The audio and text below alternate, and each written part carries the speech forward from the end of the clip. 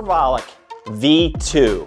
This is a super safe and effective natural anabolic. Not only is this product going to help you increase protein synthesis, which basically means muscle recovery and growth, it also may inhibit myostatin, which is a protein in your body that is known to inhibit muscle growth. This is a complete natural anabolic that works through multiple different pathways, has multiple trademarked ingredients.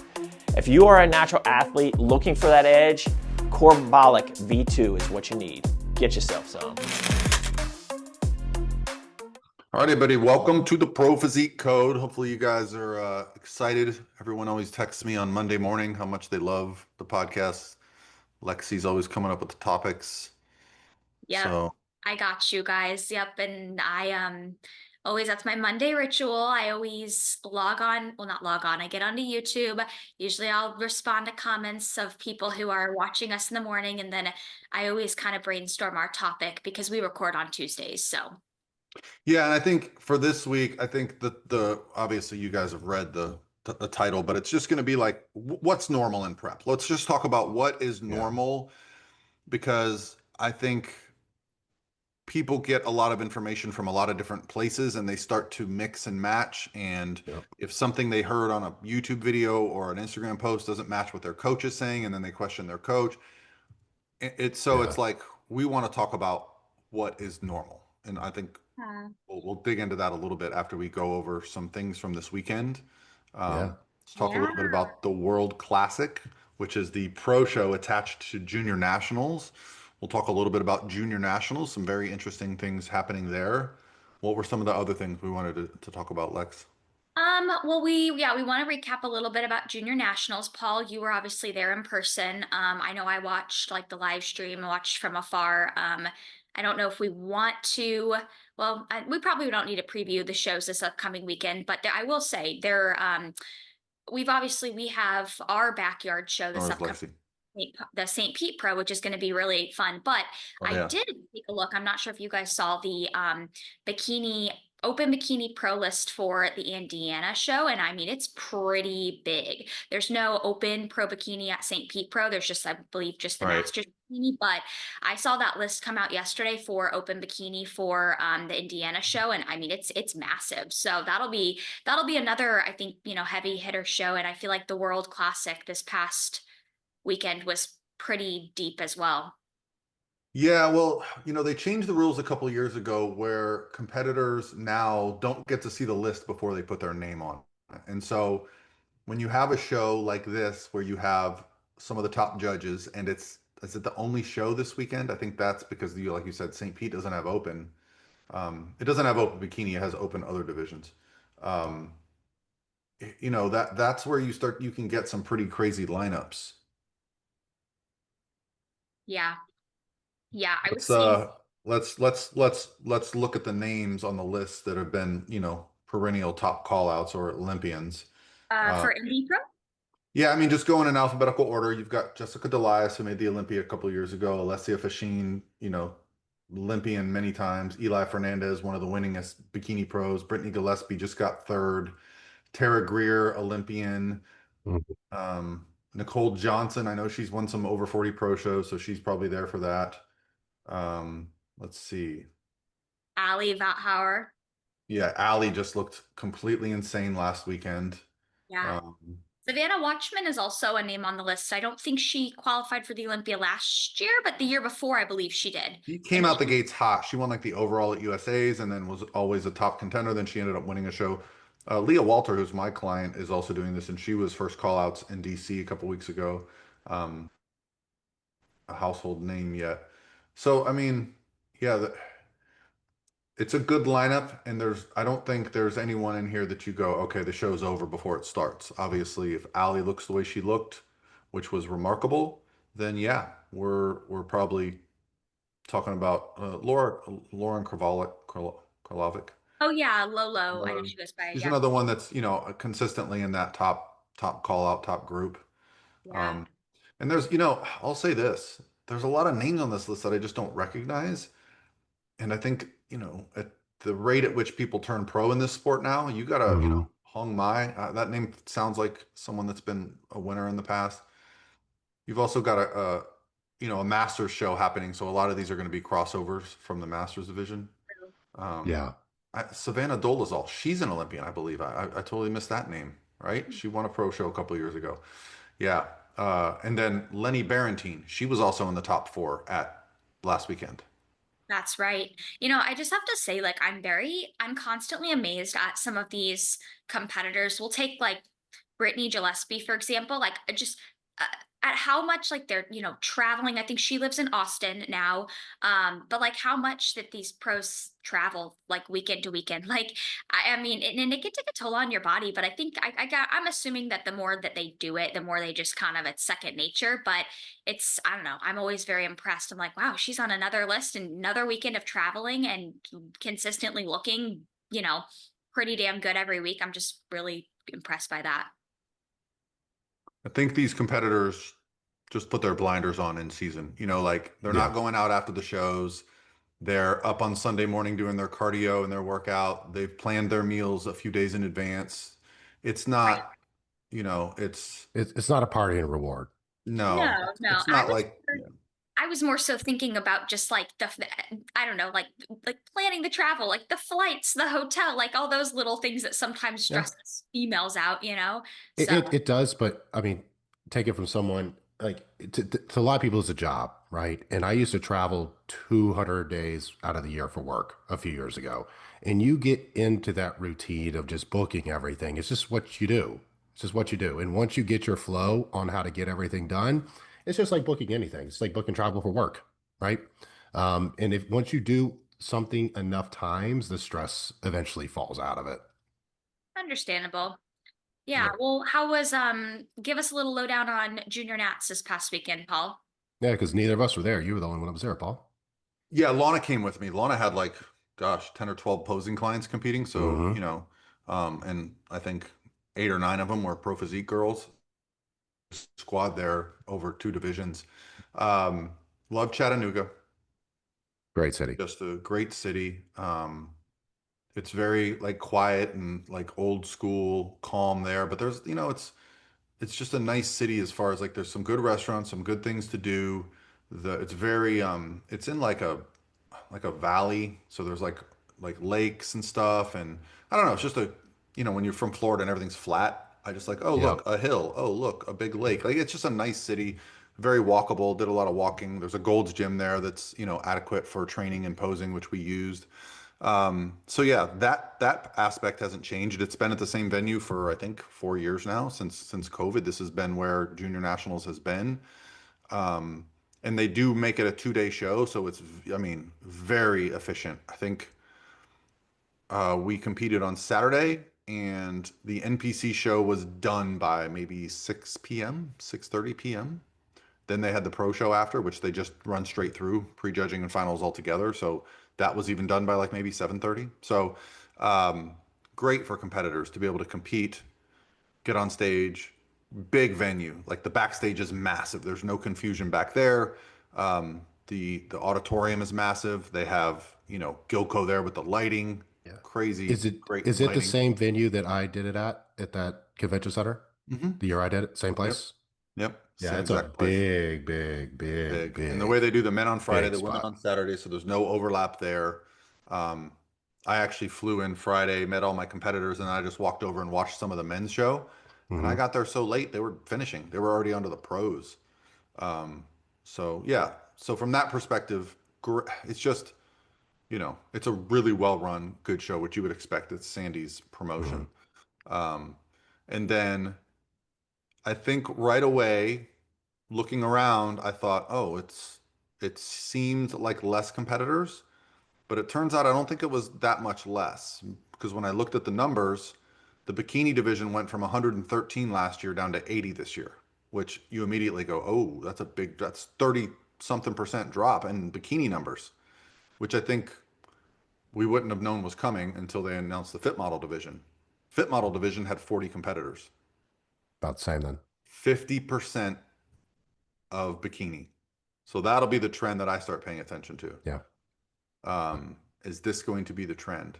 I will say this though, the bikini division, I mean, the girls that are showing up are good.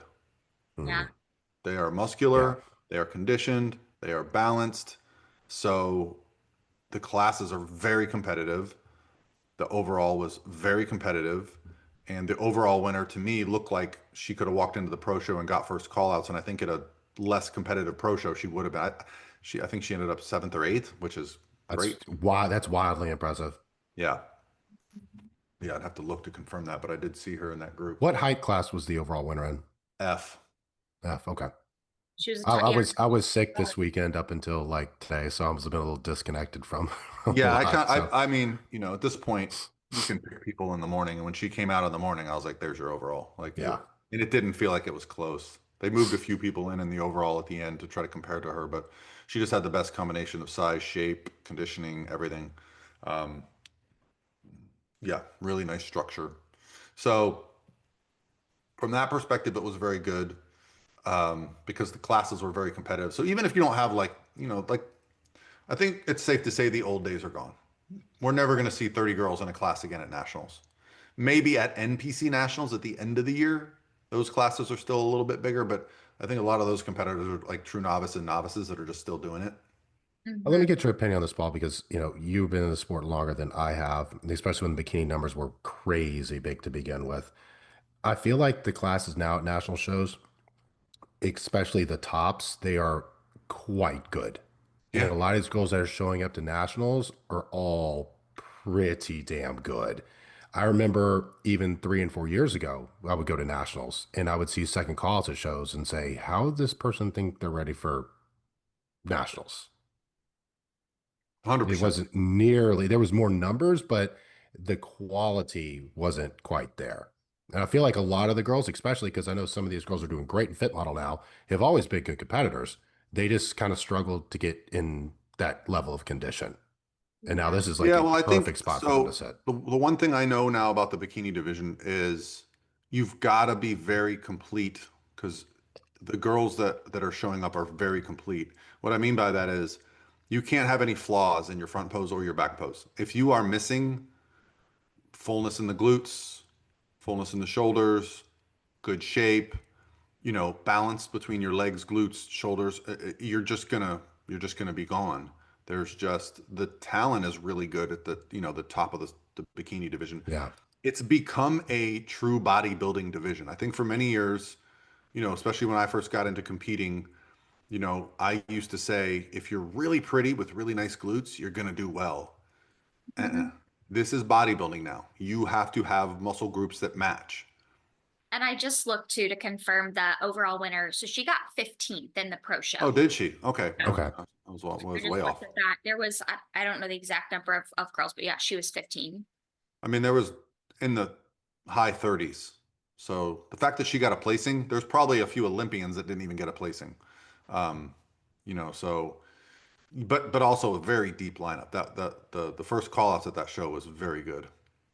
Absolutely. Absolutely. Yeah. But from what I saw, via the live stream and everything, I mean, yeah, quality of the bikini athlete was top notch. Like, I feel like, I mean, maybe there were a few exceptions, but most of the time you're seeing a very complete package from everybody, especially like in the glutes, because I feel like that's the biggest thing at like regional shows. You'll see a lot of girls with phenomenal front poses, and then they turn around and like the glutes are really kind of what separate like the first place overall winners from, the rest. But I feel like at the national show this past weekend, a lot of people were pretty complete from front to back. Yeah, and then in the fit model division, what I noticed this week, they really focused on conditioning in the lower body. All the girls had Did they? tie-ins. Yeah. Good. So obviously That not makes me so happy.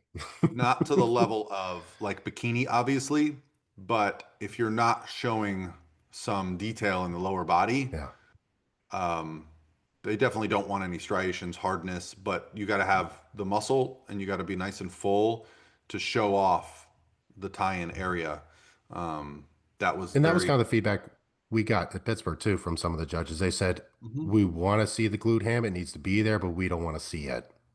Like Right? kind Meaning of the muscle needs to be there and the outline needs to be there, but it doesn't need to be hard and dense and etched in. Is that kind of what Yeah. you saw, Paul? Yeah, I think this was the first show where I noticed conditioning was the focus. Like I Yeah. noticed the girls that were showing up with the better conditioning were being moved more to the center, even if I didn't think their posing was as good, their balance wasn't as good. But again, it's going to be a moving target from show to Yeah. show because this Right. division is just has people jumping in all the time. So it's a little less predictable. Whereas with the Yeah. bikini division, who's going to be there? This division has people coming down from bikini, coming out of retirement.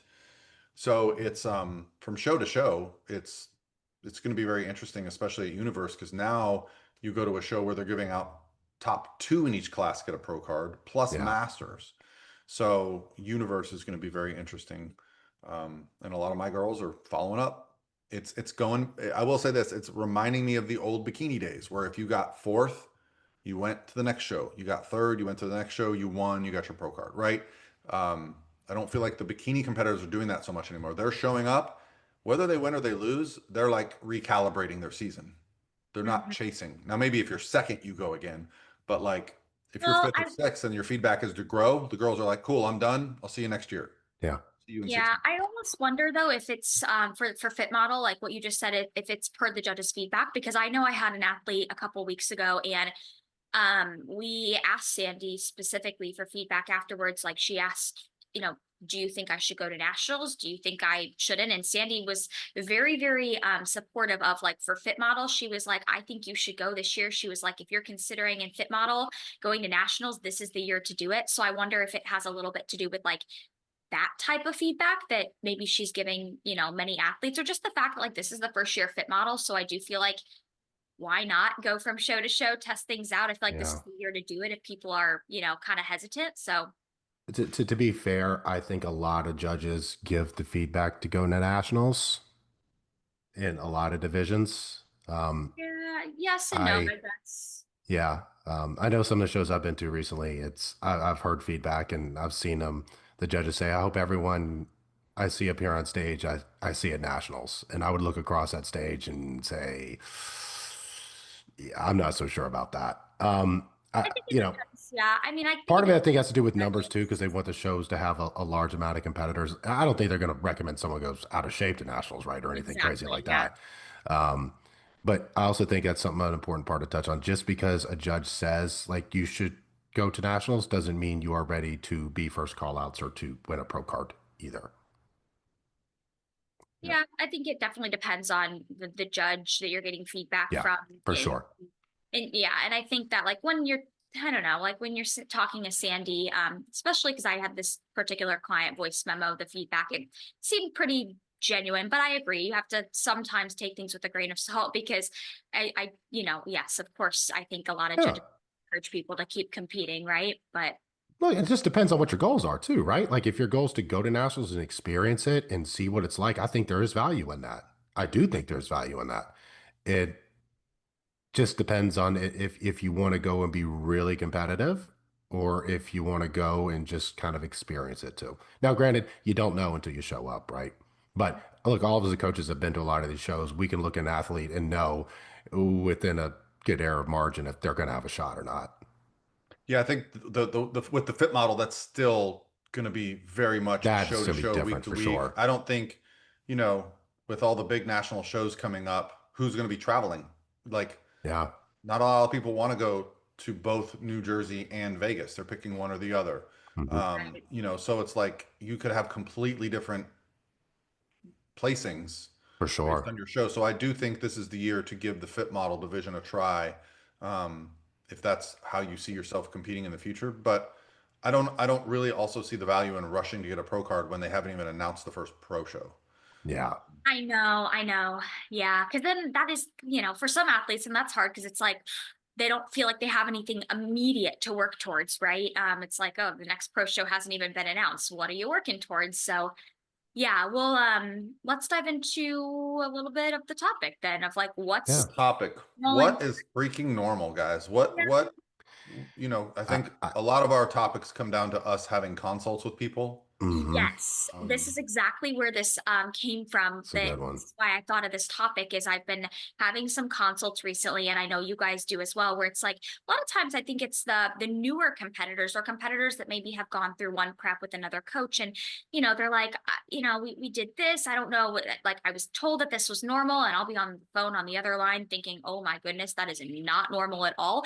But it's hard to know what is normal and what is Hmm. it. It's an extreme sport, and if you're newer to it, it's hard to know, like, okay, is this just something I need to suck up and do because this is supposed to be an extreme sport, or is this something that is not normal and that I need to back away from, right? So that's what we're going to kind of dispel in today's episode. Yeah, and look, there's a lot of conflicting information out there, right? There's people out there who say prep should be easy. It shouldn't be this drastic change to your life. It shouldn't be any of this and any of that. And to some extent, that's not correct. Like, especially a first-time competitor, it's going to be one of the hardest things you've ever done, if you're going to be in shape, at least, right? It's going to be one of the hardest things mentally and physically that you've done. So, like, what is normal? If you don't think there's going to be any change to your day-to-day life, I think that's misguided. And I think if you go into it thinking that your life's going to be completely flipped upside down, it's going to be horrible, horrible, horrible. That's also misguided, right? When it comes to things. And it is an extreme sport. And I think this is something people need to focus on. It can get extreme, but it needs to be extreme when it needs to be extreme, in extreme and burst. It doesn't need to be extreme for 16 or 20 weeks straight. Yeah, I think so. Let's talk about how this all got started. I got a text message from a client, I think it was Friday, with screenshots from it was a YouTube video about a competitor that was fasting for multiple days, only having bone broth. I don't know, did you I think guys I see got this that story? same message from somebody Yeah. too. And it was literally a client saying just like thank you for like taking care of us. And so let's talk about that, like fasting, like not eating anything. I, I look, mean, I don't, I know high level classic physique guys that have had to murder themselves to get down to weight, murder themselves, and not a single one of them have fasted. I At just this, Well, there's feel, it's a negative a lot of times more than it's a yeah. positive. It just doesn't have any benefit to it. No, I don't. I mean, I think especially because I got a DM from somebody the other day asking about probably the same scenario that they saw about like this competitor fasting for more than a day and like at the depths of prep. And I mean, I would say if there was a health reason, like let's say that person had to go in for, I don't know, emergency surgery or get a colonoscopy, like maybe in that scenario, but I don't see there being a prep reason, even if you're not conditioned enough where that needs to happen. I just see that causing way more harm than good at the end of the day, especially when you are that lean and that depleted, fasting for over a day on top of that. Ooh, Like doesn't I sound I mean, great. this is a perfect don't see example of where benefit. you have to say, okay, our timeline is wrong. Right. Fat loss is a rate limiting process. And sometimes you just need another 3, 4 weeks. But doing something as drastic as going, okay, we're not quite lean enough. Let's just remove food from the equation. So we're getting 0 calories because now you're going to start to really put your body in a place where A, it's going to be catabolic all day. So you're going to start Yep. losing muscle. B, you're going to start shutting down some of the hormonal processes in your body that are responsible for helping you have energy, brain function, and lose body fat. Yeah, and lose body fat. Yeah, I think people don't realize that. Like food helps you lose body fat by burning energy throughout the day. So if you don't take anything in, there's no thermic effect of food. There's no non-exercise activity. There's no brain activity. You're burning so many less calories. So now Yeah. you're a less productive human being who's losing muscle to make a timeline that just doesn't make sense for the sport. So I would put that down as like, if fasting is a part of your protocol. I had one client, she was a nurse, and she would work like these two back-to-back shifts. She would do like a late shift and an early shift. And she just found it easier to not eat during those shifts. And I said, fine. But we kept her calories the same for the week, and we would just bookend those shifts with bigger meals. But it wasn't we're just not eating. Yeah. Yeah, and I think the term fasting, people use that a lot, but like what we're talking about is we're talking for like fasting for like 24 plus hours. That's what we're talking about. I think some people are like, oh yeah, I fast, but really they follow like a, you know, Uh, 12 an at eating 12. window, a time window. Yeah, Yeah. exactly. We all do that to a degree. We're talking about like the extreme of like not eating for 24 plus hours here. Like that is going to cause way more harm than good in the depths of prep for all those reasons you just discussed, Paul. Yeah. In your body, if you're going to extremes like that, a lot of times your body will go into like a fight or flight mode where it just won't burn anything. Yeah. It'll just stop. Yeah, and I think that's also where you're going to set yourself up for potentially a horrendous rebound. Yeah. Um, yeah. So no, if anyone ever tries to normalize fasting for prep, I would be, I never say never, but I would have to understand like Yeah. what potential are the benefits here. Um, so, that's a scary. I don't even like people that are general fat loss people to focus on fasting. Um, yeah. So I think anytime you have to go to that level of extreme, it's a dissociated way of looking at food and nutrition and health. I just don't think it brings any positives. no, I no. just know people do it for religious reasons, and that I can understand. Yeah. But if you're talking about for bodybuilding or body composition, because look, I've had clients that have gone too far on things, and like I'm gonna do a 3-day fast. I'm like, this is no, Yeah, no, it can no, be a slippery slope, and I think a lot of people use it like kind of what you were probably thinking, Evan, is like a lot of people use it as this like way of compensating for overindulging, and it can yeah, be a slippery slope. It's when you think about people that struggle with like binging, a lot of times they have this cycle of like they binge, and then what do they do the next day to make themselves feel a little bit better? restrict. They fast, right? And then it's this like repetitive cycle. So yeah, I think that fasting deep into prep could potentially open up the floodgates to some of those, behaviors too afterwards, which is nothing you want to mess with either. Yeah. Look, there's definitely, and these are conversations I've had with some clients recently too. And we've tried different things, and especially if hunger gets to a certain point. Like I'll take me for example. I would rather have 0 carbs in my diet than have 100 grams of carbs. Personally, that 100 grams of carbs to me spikes my insulin just to the level to where my hunger goes through the freaking roof. If I don't have any, I'm okay with that. So for me, that Yeah, works I'm the for me. opposite. I'm the opposite. Yeah, But you're probably the opposite, right? So everybody's a little bit different at times with that. So if there's a reason to do something that makes the dieting process a little bit easier to digest at hard times, I can understand that, but not to extremes of no food. Like that's just is yeah. silly with it, right? What was because didn't you get something Lexi specific?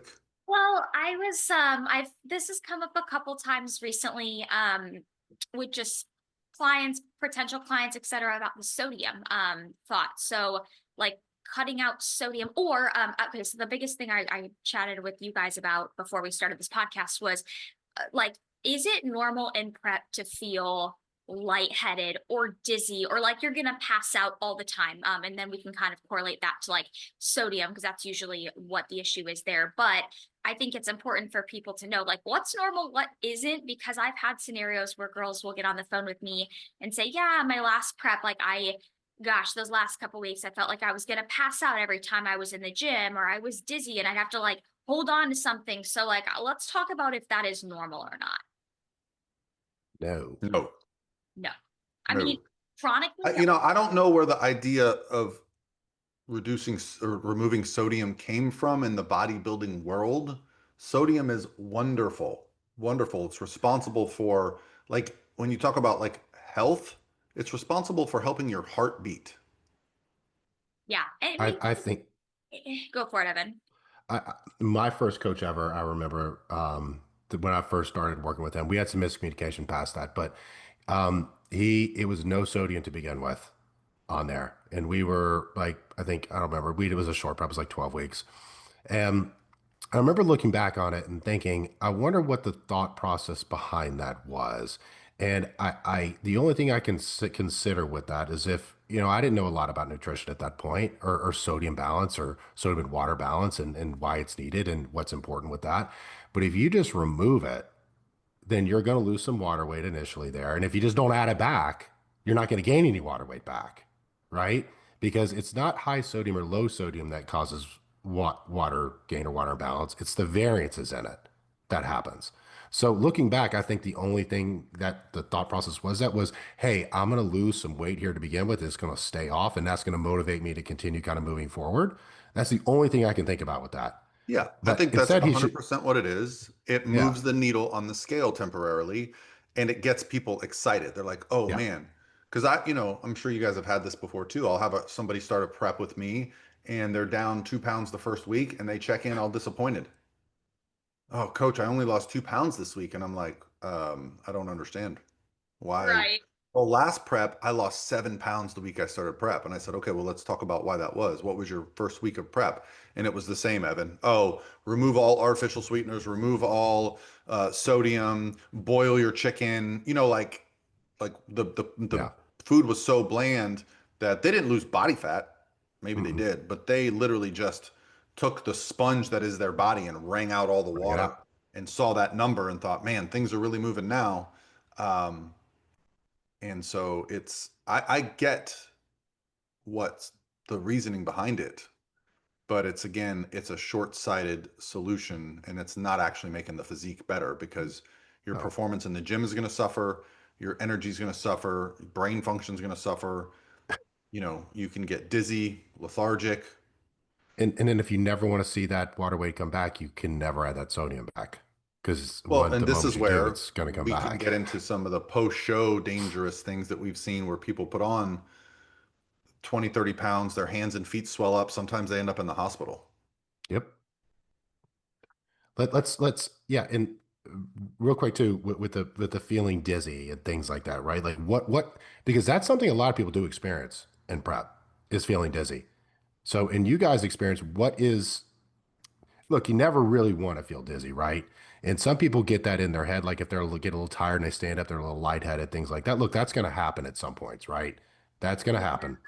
Is it something that should happen every day? No. Are you going to have times that you're on the treadmill and you get tired and maybe a little lightheaded? Maybe, depending if your food timing isn't Yeah. correct or things aren't spaced out or your water's a little bit low or maybe you pushed extra hard. Yeah, I mean, look, that type of stuff can happen. But there's differences, right? And being able, I think, to notice that difference between, hey, I'm probably just a little bit dehydrated here, or is my food so low that I'm like going hypo, right? Yeah. Because those are two different scenarios and they also don't feel the same. And one is obviously a little bit more destructive than the other can be on there. Yeah, so I have a good example, and I'll leave this person anonymous. I know she listens to this, but a couple months ago I had a client who I was really grateful she reached out to me when she did. She was like, I almost didn't reach out to you about this, but she was like, I was I've been feeling like I've been having these like dizzy spells or been feeling lightheaded, and I almost passed out the other day.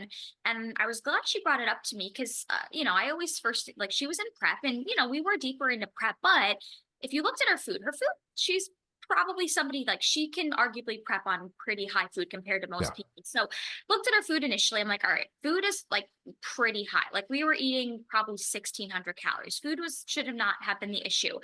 So I told her, I said, usually where my mind goes first as a coach, especially if food is not overly low, is all right, where is your sodium? Like, let's look at your sodium. Do you salt your meals? And we looked at her sodium and come to find out her sodium was super, super low, which this can happen for some people who eat like, super, super, like if you're eating all whole foods and you're getting nothing out of a package and then Yeah. And you're not salting it. Your sodium's exactly, going to be you're low. not salting your meals. And this particular client, she eats very clean. She grows a lot of her own food, but she wasn't salting her meals. So her sodium was super low without her really even realizing it because she wasn't salting her meals. So what we did right off the get-go is I said, hey, I sent her a link to some electrolyte packets. We started adding those in, started salting her meals a little bit, so she could at least be taking at least like the RDA recommended amount of sodium. And that was exactly what she needed. Like from that point on, she never had any issues. But that's usually where I start with clients if they're, telling me, hey coach, I don't know, just been feeling a little dizzy or lightheaded, especially in the gym, is I'll always look at their sodium first because more oftentimes than not, that's what it is. And especially when you're deeper into prep too, if you're doing a lot of cardio and you're sweating a lot, you need to probably up your sodium a little bit more to keep up with that. So that's always where I start when I hear a client complain about being lightheaded or dizzy, and that's usually where it Yeah. stems from. I remember listening to a podcast with like Andrew Huberman, and I can't remember who else was on it. And they were talking about like sodium imbalance and tracking sodium and how much you sweat out. And look, there's a correlation too. Like if you sweat more, you're going to need more sodium in your diets Mhm. because when you sweat, you're excreting all that. Yeah. So if you're sweating more, sodium needs to go up.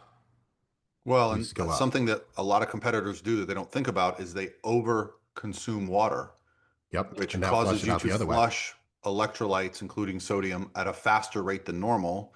So if you're already restricting sodium and you're trying to do like some athletes are trying to drink 2 gallons of water a day, I see it quite commonly with women, you're going to be completely depleted all Yeah. day if you're not replacing it. Yep. I had a client that she was like, I said, we got to get your water down, girl. Your water's too high. It was like 2.25 gallons a day. Yeah. And she was That's doing one of the almost first things no I do cardio.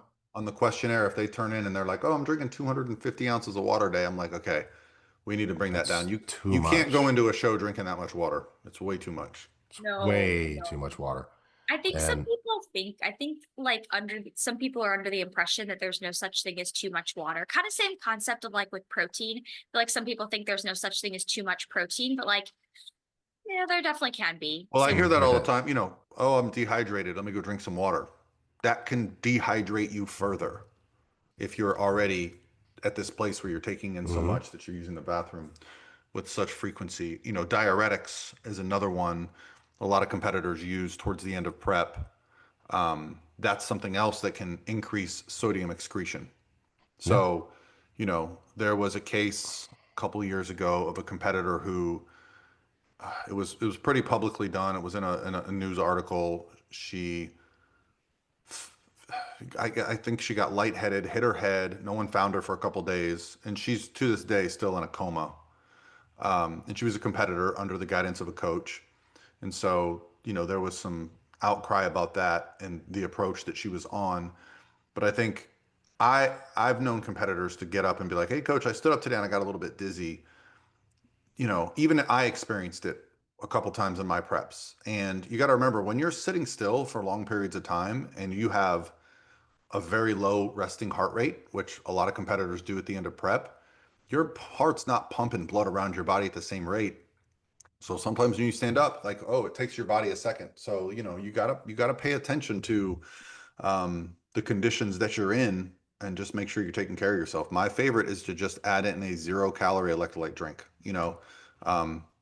either pre-workout or in the morning, just to kind of get things going and like have these conversations about, okay, when you're experiencing it, under what conditions are they? If you live in Florida, well, heck, if you live anywhere, I was in Tennessee this weekend. I think it was hotter in Tennessee.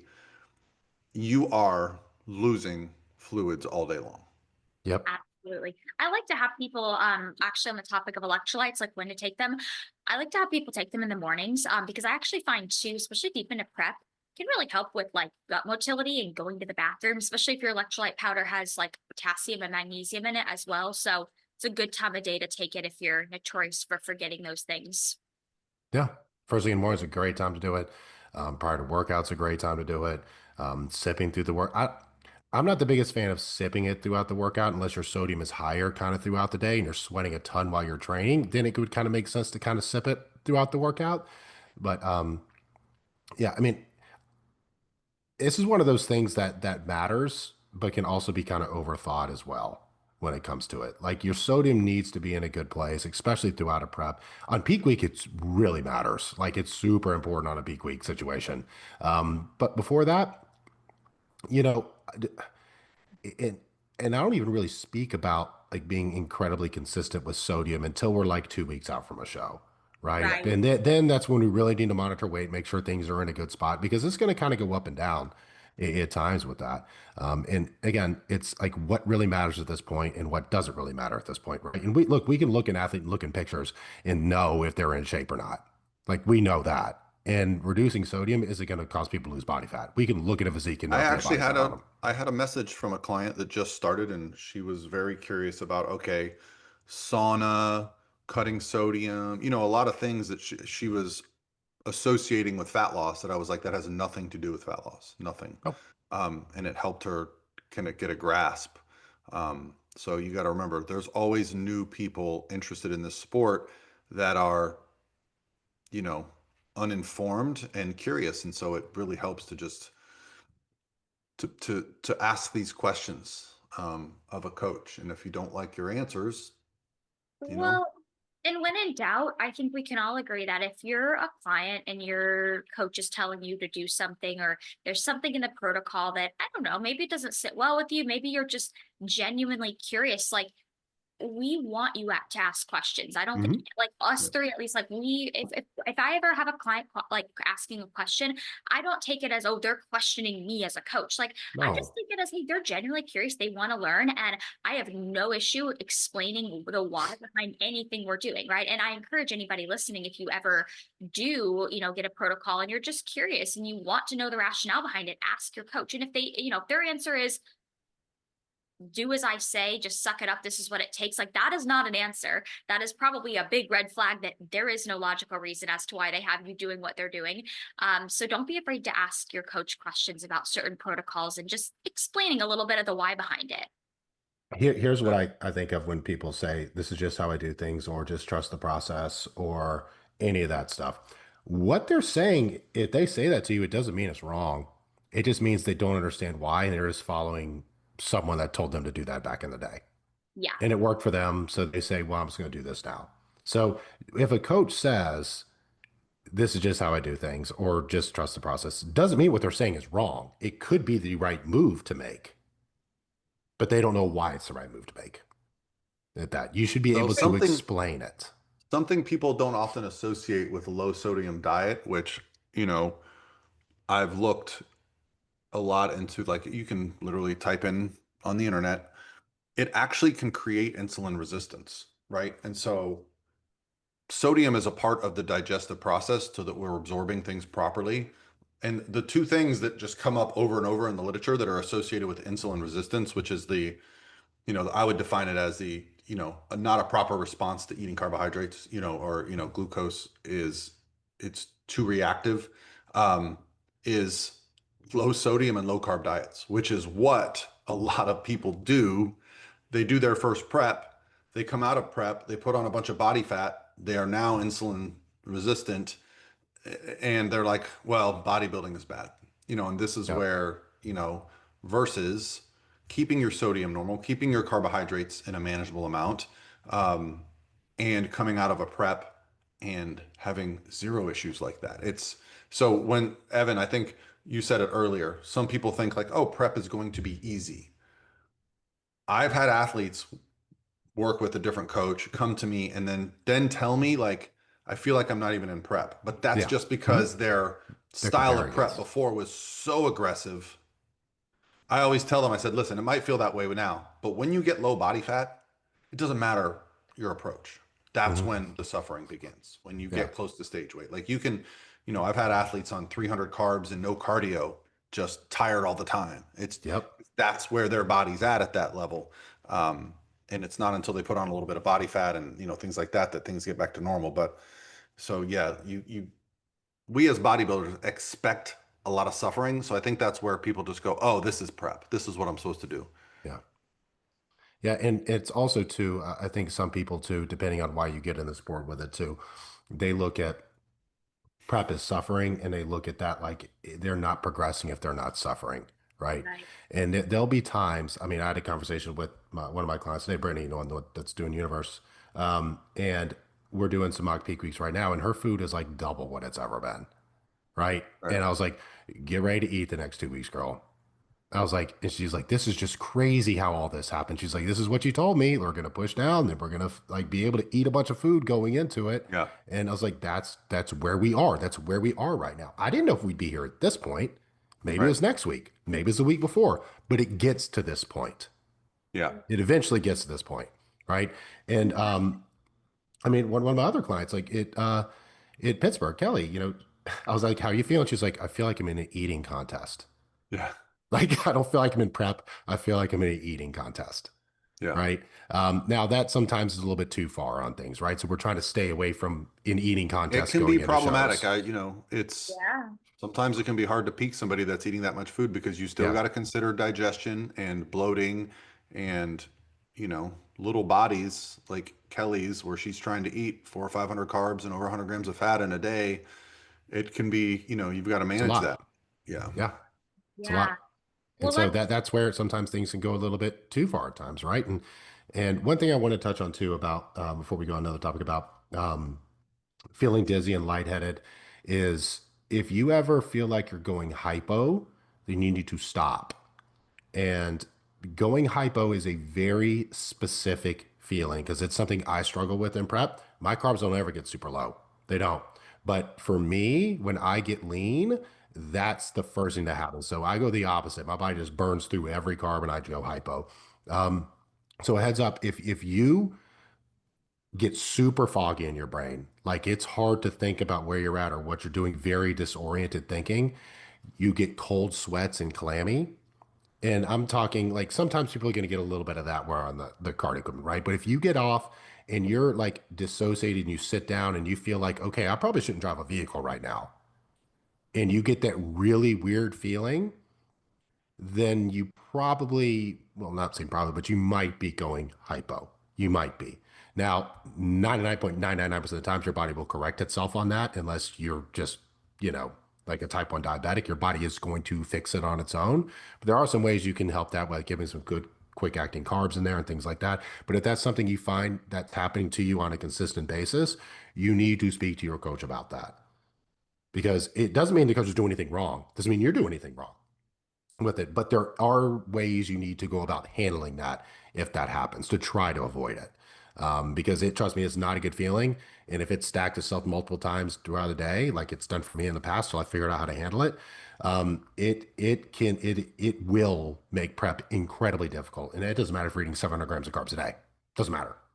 I've had yeah. a few bouts of it, but I figured out my thing was always when I got up early, ate a big meal, went to the gym, did cardio, I would go hypo right after. Yep, And immediately. for me, it was more like I would get a little bit of the shakes. I would be extremely hungry, like lightheaded, and like I would feel shaky to where I had to have something Very shaky. right away. Yeah. One time I literally walked out of the gym, walked right over to Chipotle and was like, okay, I need just a bowl of rice. And within 10, 15 minutes, I felt better. Mhm. But I had to start paying attention. I realized I can't have a ton of carbs super early in the morning and then go train. No, It that's would what I ramp do. things up. But you learn these tricks. Yep. You do. You And do. one supplement I can just toss out, I know works across the board for this with it is just take berberine a couple times a day. That is it's exceptionally good at regulating your blood sugar. And you know, a lot of people have done studies on that, versus like metformin even, and berberine actually has better results in a lot of ways with that. So if you're someone that kind of runs hypo with it, have a dose of berberine along with a carb meal, and a lot of times that will help balance things out. So a little free advice for people out Yeah, there. I've It's I've really, always really helped me. I've always been somebody, thankfully, knock on wood, I've never really struggled with that, but I've always been somebody that like regardless of where I go, I'm that person that always has like extra food in their bag. Like not like a meal that needs to be in the refrigerator, but like an extra bar or a snack. Cause like I've always just had this fear of like, what if I get in a situation where I do go hypo and I need a little something? So like when in doubt, if you ever need food and I'm around, I probably have something you can utilize. The other thing that I've also done in the past too, because like I said, it happens to me a lot with it, not now because I'm fat, but when I'm lean, is I'll carry around blood glucose tabs. You can get them like CVS, Yeah. Walmart. They're like basically sweet tarts. They're like 4 carbs each, but they hit you. They're immediate sugars. And if you go hypo, doesn't mean you got to eat 100 grams of carbs, people. All right, like that's not an excuse to go eat a bunch. Um, Now there's ways you do it with like testing your blood sugar and things like that, but I'm not going to get into all the ups and downs with that. But keep some of those glucose tabs around you. Have 2 or 3 of those. Sit and relax for 10, 15 minutes. You'll be okay. All right. Yeah. But it's good to have that stuff on hand with it. And that's not necessarily a bad coach or a good coach. I mean, some people's bodies just do things when their body fat gets low, right? Yeah. And knowing how to manage that is important. And knowing what like is But just never uncomfortable. accept be like what you said, Lexi, dizzy and No, like mentally not there all prep. No, no, no, no, no. no, no, no, no, no, What's no, Yeah. what's no, no, no, what's no, the no. RDA, Lexi? I want to say it's 3,500 milligrams a Oh, day for so yeah, sodium. it's 2,800 milligrams. So 2,800 but milligrams. I Yeah. always recommend, I always tell my athletes, I'm like, that's the RDA recommended amount for the Gen Pop. Athletes are going to generally need more than that. Yeah. Yeah. So I would say 3,500 milligrams. is a sweet spot. I mean, and if you consume more than that, that's fine too, as long as like that's your consistent amount day to day, especially if you're somebody who lives in Florida or you're in prep and you're doing, an hour plus of cardio a day, it's sweating, like you need more than the Mhm. 2,800 milligrams of sodium that the RDA recommends. And are you a 100 pound or 200 pound human being? What are some Right? other like, Uh, you know, um, well, prep things something that are just accepted as like dogma? Like, okay, this is a part of prep. let's talk about cardio, because I think that Yeah. this is a good one to talk about, because I remember a couple weeks ago seeing something. Can't remember if it was like, I think it was on a Facebook group or something. Somebody was like, yeah, I'm X weeks out, I'm doing, I think, 15 minutes of cardio. Is this normal? Right. And everybody was commenting back. They're like, yeah, that sounds about typical. So let's talk about, I know it's going to be different person to person, but like, what is normal with cardio, what is maybe not? Because sometimes I think first time competitors hear certain numbers and think, oh my God, I'm, over an hour of cardio. This is criminal, right? But it's like, well, if that's not hit cardio, you're probably fine. So Cardio is probably the most misunderstood because yeah, cardio is a word that we all think something different, right? And so now we also talk about step counts, and I think that helps to a degree. But in the past, cardio was, I mean, for most people, stairs or going for a jog or, something similar. Um, Whereas I try to bring it down even one notch further with my athletes and just make it an incline walk or an elliptical or something where we're breaking a sweat without putting our body in a position where it's going to be just beat up and tired afterwards. So Mhm. yeah, the word cardio is the first thing you got to define. right. For people that have highly active lifestyles, they can get away with very minimal cardio and prep. Mhm. For people that are sedentary, myself included, at the end of prep, when I'm trying to get that last little bit of fat off, I'll do 2 hours a day, and it's not hard. I get up and do an hour. I work all day. I put on the TV and I do another hour on the treadmill. And like someone might hear like, "Oh my gosh, you do 2 hours of cardio a day." I walk twice a day Right. It's kind of because like I if, sit here all day. yeah, I feel like, Yeah, because it goes hand in hand, right? yeah, it's kind of the equivalent of if, nobody questions like if somebody's like, oh yeah, I'm going out on a hike today and then they're gone for 2 hours. Like it's kind of that same concept. It's not like it's gruesome. I mean, yes, 2 hours of cardio is time consuming, but when it's just like a moderate walk where you're getting breathy, but like you could still hold a conversation, it's not anything compared to if you're doing 2 hours of running. Well, and the way I kind of define cardio, just typically me personally, is like zone two cardio, Yeah. right? Where your heart rate's at a certain level there, based off your age. And to me, that is considered like cardio. Much less than that, I is considered like, your daily movement along with that. And Yeah. look, what's right for everyone? How many calories do we got to go and how do we got to create that deficit? That's kind of what it boils down to, Yeah. right? Like it's just again, I had a consultation with a lady last night, and she was like, I don't want to do any cardio because I can't lose my glutes. I'm like, okay, well, I think that's also a misconception too, that if you think you do any cardio, your glutes are going to get up and run away, right? That's also Well, not the to a case with degree, if it. that's where you carry all your body fat, as you get leaner, the glutes will It's be getting smaller. Yeah, that's is also part of it, right? And a lot of people are like, well, I lost my glutes. It's like, I mean, well, you maybe lost a lot of body fat, and your glutes carry a lot of body fat, right? Exactly, exactly. And anybody, you know what, and any bikini competitor that has gotten mean before, like stage mean, generally knows that like sometimes your glutes can look really damn good on stage when you hit that back pose, but then outside of that, they don't look like much, right? So sometimes even if you feel like your glutes don't look great off stage, they may look really good when you hit that back pose. Yeah, yeah. I mean, there's also a correlation. Well, the more muscle you carry, the less cardio you're probably going to have to do. And there's also a correlation, at least that I've found with it, that the longer people have been training, the longer they've been dieting, the more they're in all this stuff, especially with like older, these like masters competitors, they typically get away with doing way less cardio than females who are younger and newer to the sport, along Yeah, with I that. mean there is people that stay closer to stage weight and kind of rebuild their metabolisms properly Hmm. without putting on 30 pounds for 40 pounds every time they prep. Those rebounds, if you compete every year, they get harder and harder. Yep. I had a consult with a young lady who hasn't competed in a couple years, and she was, she's decently far from stage weight, but I was also like, man, the fact that you haven't dieted in 2 years, like it's going to fall off you to start prep. Yeah. And so cardio is just a necessary evil because, and this was a question I got from a client today, and I sent my video reply, and she afterwards she was like, "Thank you so much for explaining what cardio is." Cardio is just a tool to create a caloric deficit It's all it is. other than your diet. And one That's thing all I it is. always say is like, you can only restrict calories so much. We're obviously not going to let your protein, your carbs, and your fats get to a place where it's no longer beneficial to be dieting. However, I've very rarely, if ever, placed limitations on how many cardio sessions or steps somebody can get as long as they're being productive, they're not getting hurt, they're not, you know, I have a protocol. I tell my athletes sometimes, hey, this weekend we're going to do an AM PM cardio session for an hour, and you're not allowed to sit down. Mhm. Go to the mall, go to the park, you know. And so it's 2 hours of cardio, but it's probably 15, 20,000 steps too. And so that, along with, a low calories, is going to be a very aggressive deficit if we need it. But they're also they're also fine. It's not like they're going to be suffering. It's a time crunch, but most competitors are, if not all competitors, are more worried about what they're going to look like on stage than if they have time to, I don't know, do things Yeah, on the weekend. I You're can tell you this, talk any of my athletes I've ever done, which you said to, they're like, that wasn't near as bad as I thought it was going to be. Nope. No. People get so in their head about this stuff with it, so in their head. And I explained to them, listen, like you said, it's just to create a caloric deficit.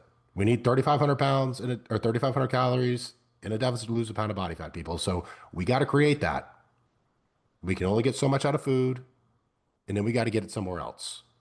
Well, and the Like, stairs there's no is the magic. one apparatus that I would say like you are at risk for a little bit of muscle loss because Yeah. each step on a stairmaster is technically a lunge. Quads, glutes, and hamstrings are getting used. I did this for one of my preps at the last ditch effort to lose a couple pounds of body fat the last couple weeks, and I had already done a show. And the difference I noticed in my physique was that my legs disappeared those last 3, 4 Yeah. weeks. I just lost a Yeah. lot of detail and fullness in my legs, even though I got leaner by, Mhm. definition. You can definitely burn through muscle with that. And the only time I even am like, okay, it was Stairmaster's all right at the end of prep is when we have no other options. Like their jobs are at a point to where they can't get cardio past a certain time frame with it, or they're unwilling to do it. And we can't extend the time frame for one reason or another. And it's what's the lesser of two evils, right? Either we maybe risk losing a little bit of muscle, or we're on shape on stage, or we're just not in shape. But it's never a place that you want to go. I don't want anyone doing Stairmaster at the end of a prep because yeah, especially when food is low and body fat is low, it's gonna take that energy from somewhere, right? Yep. Yeah. 100%. Well, and maybe what we can do is lead on like a little bit of like food normal, like I mean, obviously the thresholds are going to be very person dependent, but maybe give some just numbers or some ranges of like, ooh, what's normal with like how low food will get, what's not normal. Maybe talk a little bit about that. I Paul's mean, got a good rule, I think. yeah, I mean, my rule of thumb, even if I'm going to get pretty aggressive, so once carbohydrates are below body weight, so let's say we have a 100-pound competitor, I'm probably going to have a refeed day. If I have to get even more aggressive and get their carbs down to 80, 70, maybe even 60, I'm going to start paying attention to their energy throughout the day. But I'm going to have multiple higher carb days throughout the week. Um, but again, it's the question is what's more beneficial? I'll ask them, would you rather eat a little bit less? Because the problem is, let's just say you take someone from 100 carbs down to 70. That's 120 calories. It's not But much. but that 30 carbs can feel like a world of difference to a human being, where they would rather just get those 30 extra carbs, but walk more or get more steps or do more Mhm. cardio. So it comes down to what they prefer. But yeah, I don't think I would ever go below 70 or 60 grams of carbs in it. I just don't know that there's a benefit. I mean, you're going to start getting into ketosis. And if you are in and out of ketosis, you are going to feel the keto flu. You're going to feel good one day, terrible the next.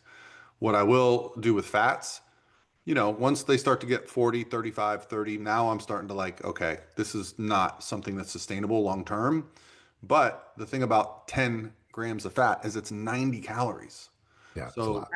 you know, and something that other people don't realize is if you're keeping your protein really high, there's not an anabolic benefit. If you're a 120-pound competitor on 180 grams of protein, there's not an anabolic benefit to those So even if we bring your protein down to 120, that again, if that's 60, that's 240 calories that your body is using to maintain weight. So it's not just pulling out carbs and fats. Also, protein can keep you at maintenance. So, Hmm. um, you know, if we are really trying to like dig, listen, one thing I've learned from the air quote bad coaches is that sometimes these protocols work. These very extreme low calorie. The difference is they'll leave their athletes on this for months at a time. Yeah, for Whereas, 6, 8, 10 weeks. right. Like, And I'll say, like, hey, let's try this for a few days and see how the body responds. yeah. And then we take a refeed day, a recovery day, and prop them back up. And once we get them to their stage weight, we don't have to do that anymore. Things come No, back. that's Right. everything's, and this is what I think people don't understand is, well, at least with us, right? Not to speak for everybody here, but I could promise I speak for me. If we do something extreme, quotation marks extreme, it's to get to a point so we ain't got to do that anymore, Right. Right. right? Right. And anything that's really what I would consider hard, like if we get super low on carbs or fats are very low, we're doing it like 2 days at a pop and then we're getting Right. out of it, right? Yep. And then also too, it's what's really important. If your coach does that, they have to really pay attention to your biofeedback, and you need to be honest with them on the biofeedback. If I have anybody pushing like that, we're checking it multiple times a week at that Oh, point. yeah. Or daily. Just like, Oh, hey, Yes, like absolutely. there's if because if we're pushing, because again, it's because I want you to feel good or as good as you can. And number two, because I also want it to be beneficial and to work, right? It's both things along with that. And if your energy's in the gut and your digestion's gone to shit and all that, then that extreme protocol is not going to work anymore. So we don't need to do it, right? Um, Again, it's like a push and pull method I was a just lot of gonna say times, that. but Yep. you got to have the pull back. You can't just push constantly. Can't do that. Yeah, and I find that a lot of times too, like from the coaching standpoint, that's what athletes need. They need somebody to tell them when to pull back. Because sometimes a lot of athletes they're getting into the thick of it and they think that the answer is just push, push, push, push, push. Hmm. And that's not to say we're not going to push, but like we all said, it's more of a push and a pull approach, especially as the body gets leaner, especially if you want these pushes to work. Because if you just push, push, push, don't have any strategic rest, don't pull back for weeks on end, like the push is no longer going to work anymore. It's going to just cause way more harm than good. And I think we talked about this last week is I've had clients that I'll say, okay, we're going to push hard for 3 days and then here's our refeed day. And they'll check in next and they didn't do the refeed day. Yep. And I'll say, I will literally stop pushing Yep. or Oh I yeah. will not recommend any of this ever again because we need this day or else we're going to get completely stuck and we're not going to progress forward. I always explain to clients what the refeeds are there for because I think some people are under the impression sometimes of like, oh, coach, like I don't need a refeed. I can keep pushing. And it's like, well, it's not that I'm not just Yeah. giving you a refeed to be easy on you or because I feel bad. Like it has a purpose. But yeah, every once in a while you'll get those people that are like, oh, I didn't take my refeed. I didn't think I needed it. Or I'm like, okay, yeah. Yeah. I didn't need it or I'm not lean enough yet. I'm like, Yeah. well, Or I felt like I could part of push the reason you're harder. not lean enough is because we haven't done the refeeds. So Right, right. No, no, but is there anything else you guys wanted to touch on with this topic? no, I mean, I think the overarching theme is don't ever accept something just because things are going to be tough. Like, I think now with all the, information out there, you can always do some searches and if you guys ever have a question, the three of us, all the coaches at Pro Physique, we love to just get a DM and just say, hey, because there's been times someone's reached out to me and said, hey, my coach has me doing this. And I'll be like, yeah, actually, that makes sense. Like that's you know, Mhm. like I appreciate you sending that to me, but this makes sense. Just make sure you're talking to your coach because Yeah. if you're uncomfortable, and sometimes I will agree with a client because I believe their buy-in is more valuable than maybe my philosophy. You know, if they're like, Coach, I really want to do it this way, I'll say, okay, let's just try it and see how it goes. And let's touch base in a couple days. And if it works, it works. Mhm. If they have buy-in and they believe they can do something and they're like, I want to be this aggressive, okay, let's see how it goes. Um, that's coaching should be a collaboration, not a dictatorship. Mhm. Absolutely, absolutely. Yeah, I mean, I love when I have clients that come to me and they're, they're like, "Hey, you know what? What would you be open to maybe trying this? I feel good enough." And, then hey, why not? Yeah, I think collaboration is huge, especially for those prep athletes. Heck yeah. Yeah. And especially if they've been around the sport a little bit too, and it's not their first rodeo. Oh, yeah, yeah. It's important to listen to that as a coach too, because chances are they have an idea about how their body works, right? Absolutely. Absolutely. Yeah. Well, I guess by the time this comes out, the St. Pete Pro will already have happened, but that's where we'll all be this weekend, I think. Unless, Evan, are you going to the St. Pete Pro this weekend? No, I will not be Okay. there this weekend. I was gonna have people do it, but we pushed all the shows back. Paul, you'll be there though, right? I'm there. I'm excited. John Hanson, one of our coaches, is competing, Oh, and is he he's going to do competing? Universe. He looks incredible right now. He did the show in December, and then we decided to go after our IFBB Pro card, That's and awesome. so he's been training so consistently. He's actually brought his legs up, so he's about the same weight as he was in September, but I mean his legs are much bigger. His conditioning is improved. You know, he's a marvel of like, you know, what it looks like if you've been training weights for 35 Yep. years consistently. Um, John's just a yeah, and he's just a super humble, nice dude. So I think Yeah. it's going to be fun to see him on stage. Yeah. You have Miriam is doing this show, right? Miriam Jenkins. Yeah, I've got multiple Masters pros, two young ladies, Rhonda and Sandy, making their pro debuts. They turned pro last year at Masters Nationals and North Americans. So it's fun to like take that whole year and come back and compete. You know, like it's kind of the philosophy that I suppose is like, you know, get your get your competitions done, then take some time off and come back better. And that's what they've both done. Yeah, I've got people from NPC bikini, NPC fit model, pro bikini, bodybuilding. It's gonna be a long day for me.